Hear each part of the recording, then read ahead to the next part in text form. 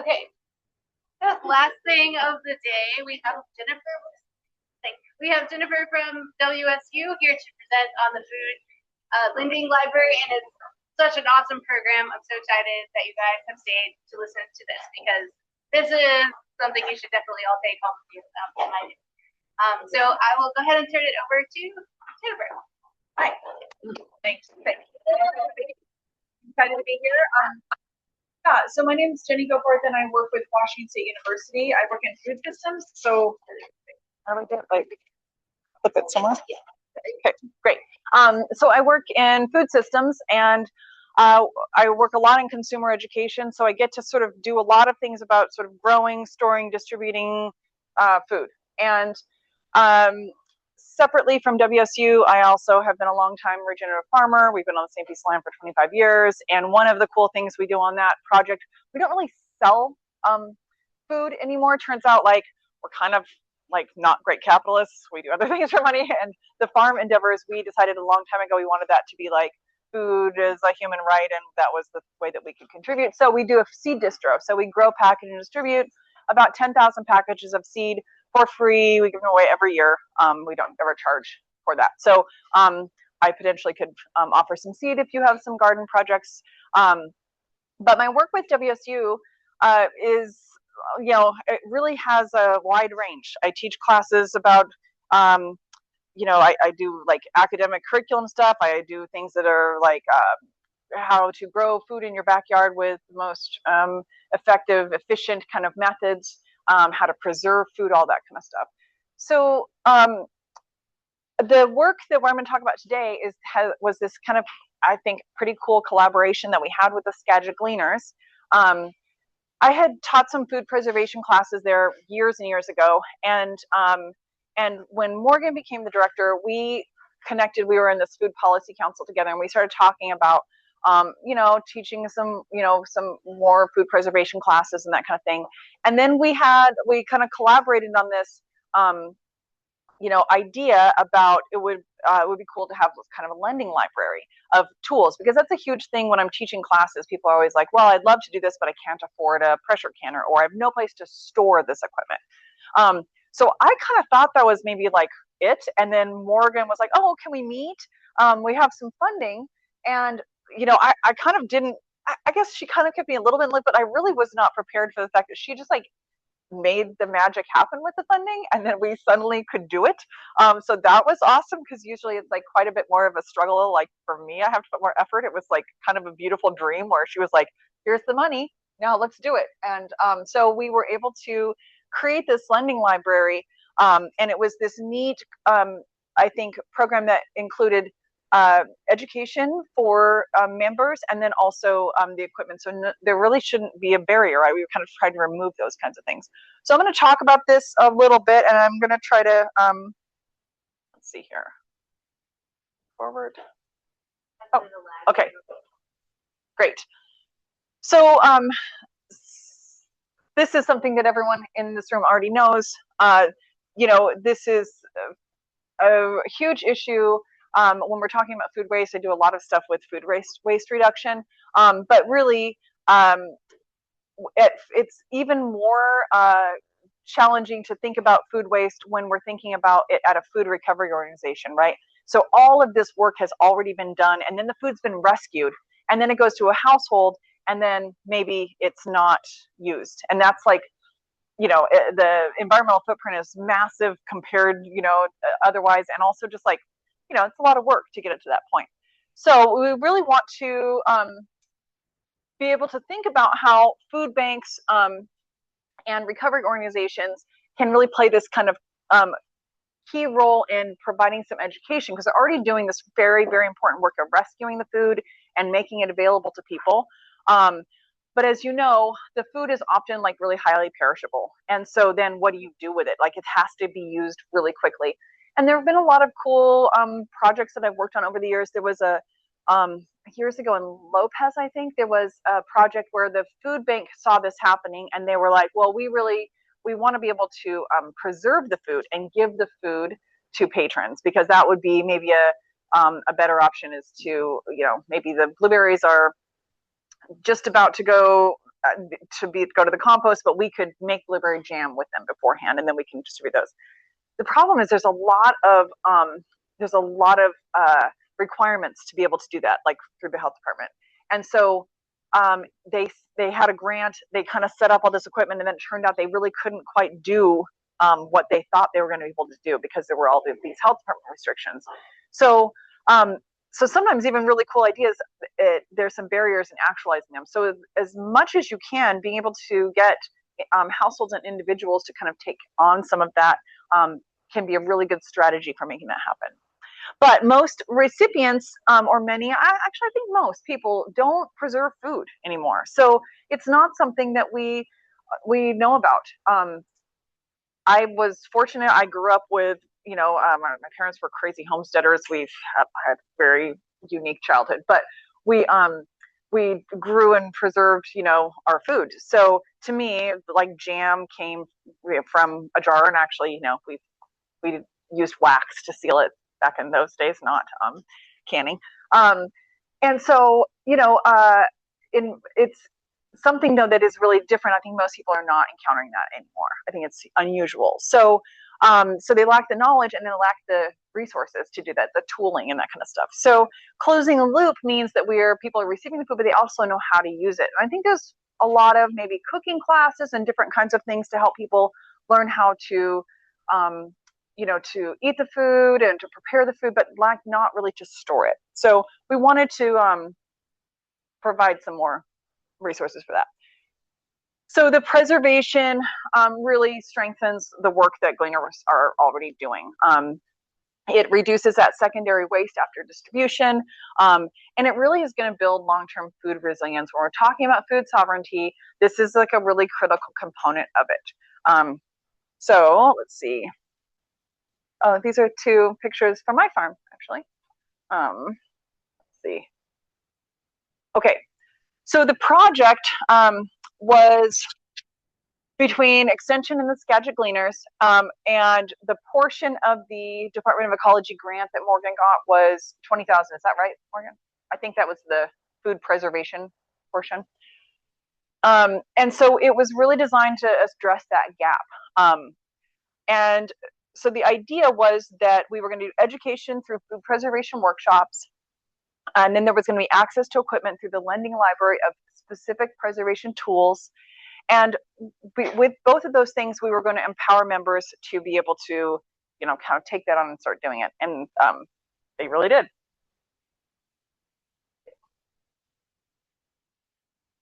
Okay. So the framework that we used was a monthly class. So there was 12 classes over the course of the year, and we focused on safe, accessible food preservation methods. So I have a list of some of the classes on another slide, but basically it included canning and freezing and dehydrating, these different kinds of things. Everything that we're teaching was very, tested and approved in terms of research-based methods, so that it was all safe. The classes were mostly delivered via Zoom, and we recorded everything. And that was a really critical component, because the idea, was that it's great to be able to offer this for the year, but what about members that come in 2 years later and we don't have funding to continue this program? So the idea was that we could record them, and then there were different, I'm not sure how it wound up landing kind of, but there were different strategies for making those available to members. So the membership, like a members only password protected page that maybe had all of the stuff, because you don't necessarily want to put it, well, WSU was hoping that people would not just post it on YouTube, because we want to make sure that we're being able to collaborate with other organizations. But a way that membership could access those things. And so we used a Google Classroom for educational materials while these classes were going. And I love that, our platform like that whenever possible, because there's so many more materials that you can provide when compared with an in-person class where you're printing things. We're able to post, links to products in case someone wants to buy something on their own, or videos that, maybe we were doing a Zoom class, but someone wants to know what the pressure canner you know, looks like and sounds like and wants to watch a video, so we could post a video there of that happening. So they really could get way more resources than we could provide if we were teaching in person. And really the whole concept was through this lens of like, how do we reduce the barriers? How do we make this, you know, how is it affordable? How is it easy to do for those for their membership?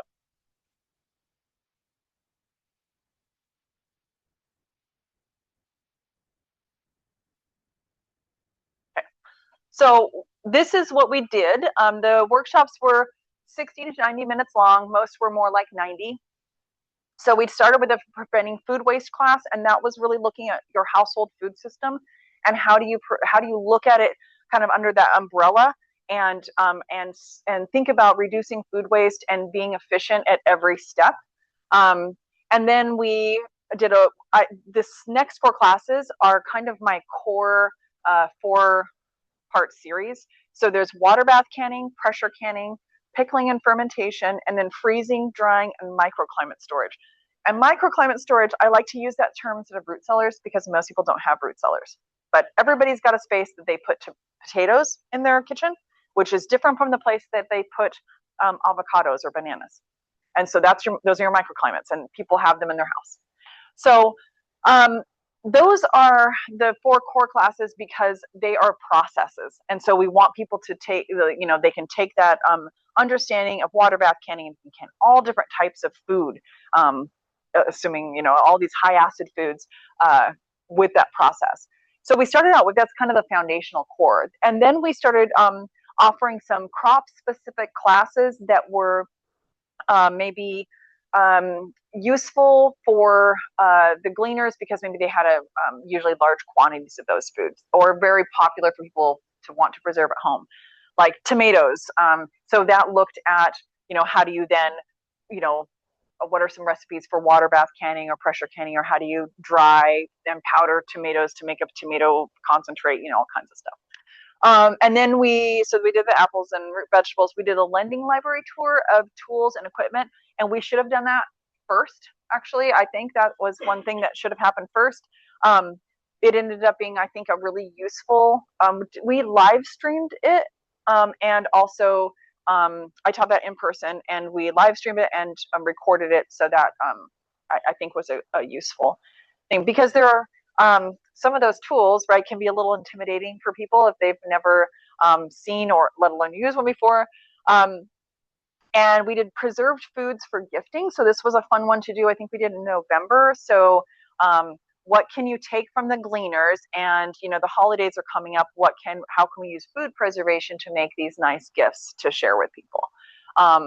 And then gardening with food preservation in mind. So lots of members also have maybe a backyard garden. And so how do you plan your garden with the idea that you're going to be using food preservation to store things? How do you plan a garden thinking beyond, oh, I'm going to have some fresh corn to eat, or I'm going to have some fresh carrots in a salad? And then we did an Ask the Expert one. So like basically an open lab where people could come with all sorts of random questions. And then I also just had a short presentation on really common questions that I get a lot, like safe substitutions in canning and all that kind of stuff. So these were the classes, and they were advertised, you know, through the membership. So the lending library, here's a picture of this. So the goals were that we wanted to remove those barriers for equipment access, and we wanted people to be able to do large batch processing at home.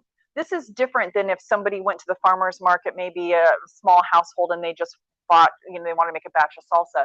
Sometimes gleaner members, from what I've seen, they're dealing with large quantities of food, right? So how do they, you know, maybe a highly perishable, you know, they've got 50 pounds of tomatoes. What are they going to do with those today, right? So we wanted to think about, choose some tooling with that kind of thing in mind, quantity in mind. And this is where it was super fun for me, because I own all of the tools that went into the lending library, and many of those tools I coveted for years as like a farmer, and finally I was like, okay, I can finally afford to buy the such and such, and you know, did a ton of research before, and then had a lot of practical experience with it. So that was really fun to be able to just think like, oh, someone could just come in and use a electric tomato food mill so they can process 250 pounds of tomatoes an hour in this food mill. And those, like, I just like, I just coveted that thing for years, and finally I was like, okay, I spent $300 on it. Okay, I got it, but it's amazing people can just come and check that out, right? So we had $6,000 allocated for tools and setup. And we really so carefully kind of researched and curated that tool list. And they put them in steel lockers with a sign-out system. We also had some printed things like some preservation guides and that kind of stuff. So there were print materials there if people wanted to use some. And then the checkout sheet, this was an awesome thing. And I was just talking to Morgan about this. This is a cool data point that they were collecting, this says when people are checking out, what they're checking out, their name, and then the estimated pounds of food that they preserved using that. And so that's how you also you can use those data points to ask grant funders in the future, hey, people preserved 5,000 pounds of food in the last year or whatever, using this equipment. We'd like to have some funds to, do some more. So, so then I thought that was a kind of a cool option there. Oh, okay.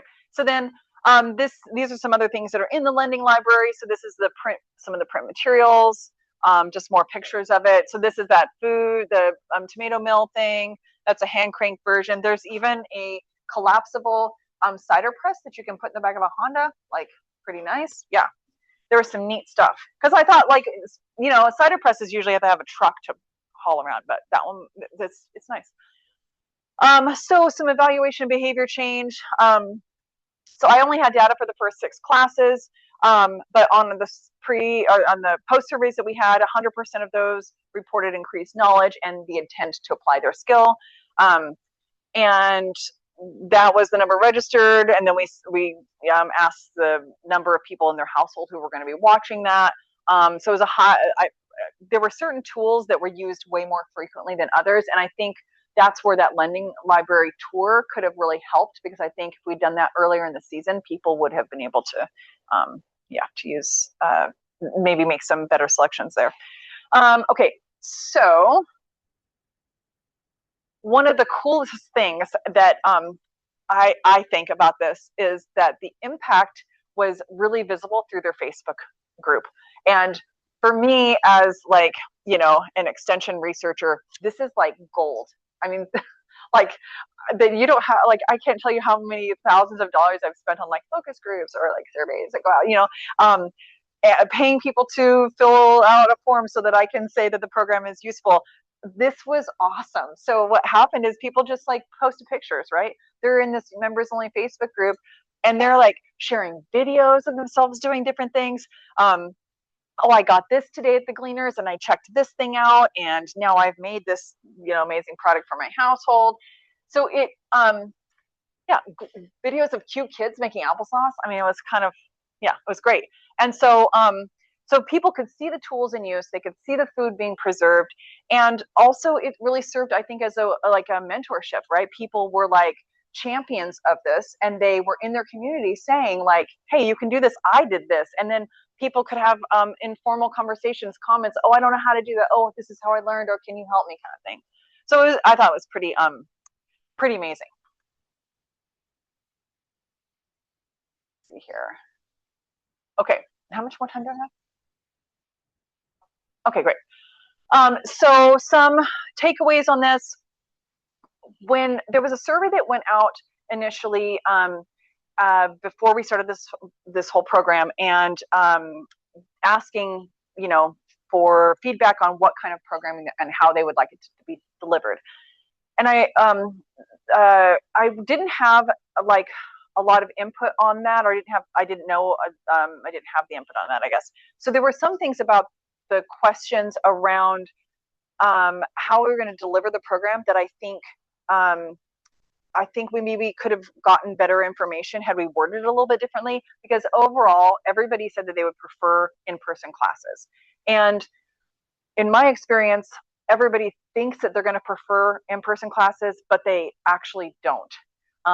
if you had a beautiful space with, you know, at least a demonstration kitchen, or like maybe even like little kitchen like stations like in a home ec room, right, where people could do hands-on stuff, that would be amazing. That would be an incredible in-person class.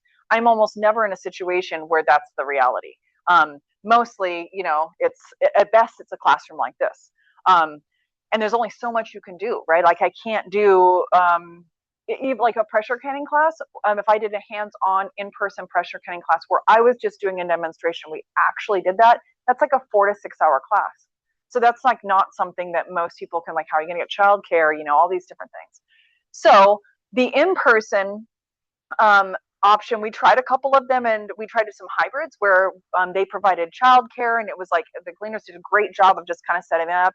But then I taught maybe through Zoom, and what we found was just wasn't attendance. So they ended up really, the Zoom classes ended up being kind of the best. We didn't really see a difference between day and evening classes. Seemed like people liked either, you know, both. So, and let's see here.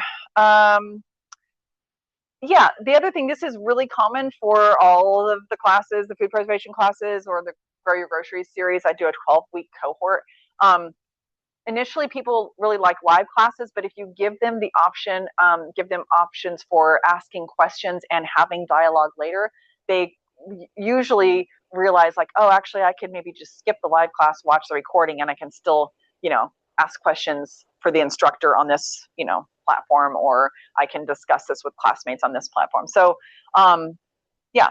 So some members, this is a big one, they had a high level of participation, and what we found was that some of the staff of the Gleaners said that they would then reach out to those people who were using the tool library a lot when they had particular surplus, right? Like, oh, this is the end of the day, we don't have a shop for 2 days, it's going to go bad, we've got this leftover box of tomatoes, you know, we'd call so-and-so because they could come in and deal with that right away. And so that was super awesome. That was, I think, a neat thing when people kind of become champions in their own community there. So if you're interested, here are some questions, you know, about like, is your organization ready for a lending library? I think you don't have to do it as big. You know, if you don't have $6,000, you can start with $500. I mean, you could probably get some things donated, and I'm more than happy to provide some information. I've been trying to get together a toolkit that I could send out to people, but I'm just been busy 6 months or a year. Yeah, the other thing is WSU has an enormous amount of free resources for like print materials and downloadable stuff. We have some videos, tons of stuff. So I think in terms of recipes and publications, there's no reason to purchase any of that stuff. It's already available for free. You also just want to be really cautious. Also, I will say things like dehydration, like, I mean, someone could get sick from dehydrated food, but it's like pretty unlikely. But canned food is you have to be very careful about what you're sharing because of liability issues. And there are some very specific requirements for canning with water bath canning and pressure canning. And there's a lot of misunderstanding about that. And when botulism happens, it's really botulism that you're primary concern with. When that happens, it's like canned goods. It's not, that's the thing that's kind of risky. So you want to be particularly cautious about that. I'm happy to give you information about that. And if anybody here wants to attend, I teach these classes online. Sometimes I have one coming up in May or June. I'm happy to scholarship. They're usually fee-based, but I'm happy to scholarship anybody who's working in kind of like a community kind of setting. So you're welcome to attend. Okay, so I just kind of covered this. I would suggest starting with the 4 core classes if you were going to have some classes happening. I'm also we used to have a Master Food Preserver program in our state. It's been kind of like slowly going away for the past 15 years. And I may be able to start trying to get some things lined up so that I can start a cohort maybe in the fall. The first one that we've had in a long time. And if that's the case, what I'm trying to find are people who, like you, who work in organizations that could then share that out with their membership. So if you're interested in that, email me, because I will reach out to you when that can happen. Okay, so we kind of talked about this, and we're running short on time, so I'm going to go through this. Sorry. Couple things that are coming up. I may have some funding. We'll see. I'll find out like next week or something if I got this grant. But we applied for a grant that would allow food preservation classes on both sides of the state, so I could travel and there's and offer some in-person stuff. Also the development of some videos, and then 6 lending libraries across the state.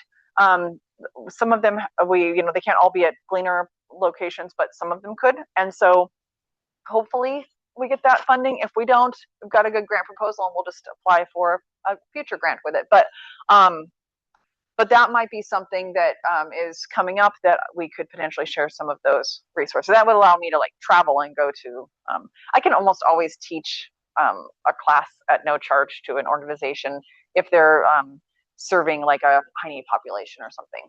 I do fee-based classes to the sort of general public, but I use that money to pay for all the stuff that we don't funding for. Okay, so let's get through that. Okay, so this, if you're interested in receiving the toolkit when that is available, you can sign up for that. And then there's my contact information. And yeah, if there's any questions, I just kind of sped through that very quickly. So if there are any questions, please let me know. Yeah. Was that $6,000?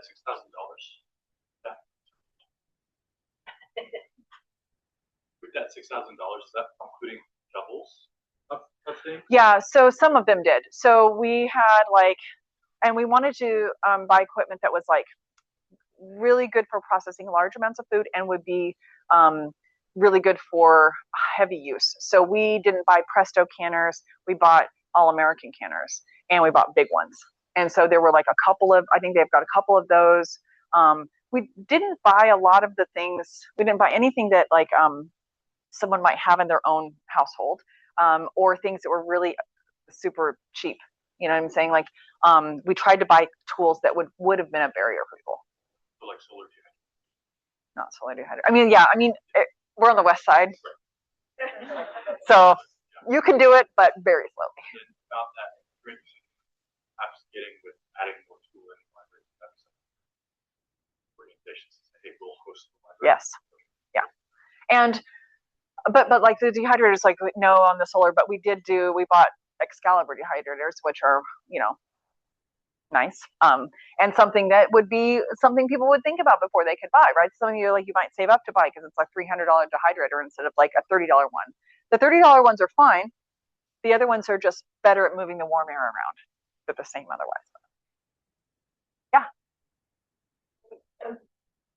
You were saying that there are a lot of bureaucratic hurdles processing food and in the household. Yeah. Would it be possible if you have the same bureaucratic hurdles, for example, having huge surplus coming in and have like set up a community like the church, for example, where people would come and everybody would process together and product. That's probably a different situation. And if there's specific questions about it, you can always ask the health department, but you can also reach out to me, because I can put you in contact, or I can ask a question for the person who does that kind of processing, commercial processing, and teaches that for Washington State. In general, that's going to be an easier option. The main issues are if you're like selling it or distributing it. So if and then also canning is going to be a bigger deal. Like that's going to be a bigger risk. But if like we all got together and we all canned jam or salmon, and then we all took some home, I think there are, you'd have to check with your county to make sure, but I don't think that is such an issue. It is different if you're working with tribal reservations. They can do cool stuff, like like Lummi, they will they'll get salmon in, and they go to their Kermods building. They've got all these big like the really big all-American pressure canners, and they just can salmon for some days and then distribute it canned salmon to elders. Like we can't do that at a food bank. It would be cool if we could. But I mean, I understand the food risk, the food safety risk. That's really what the issue is. But yeah. Any other questions? I have like one question. What is like the food conservation lending library? What is that the item that's most popular? That's a good Leanne question, or Morgan. I would say maybe dehydrator, electric truck.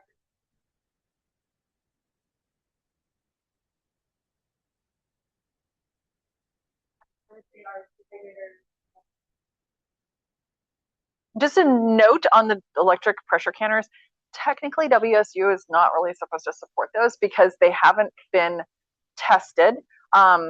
Presto is the only one that if someone was going to use it, because they have a good reputation. The company's been around for a long time, and when people use those, we just recommend that they, if they're going to use one, that they use the recipes that came along with the product. The question is, we don't the like National Center for Home Food Preservation, the USDA, that kind of thing. We don't know if the recipes that were developed by those groups work with that equipment.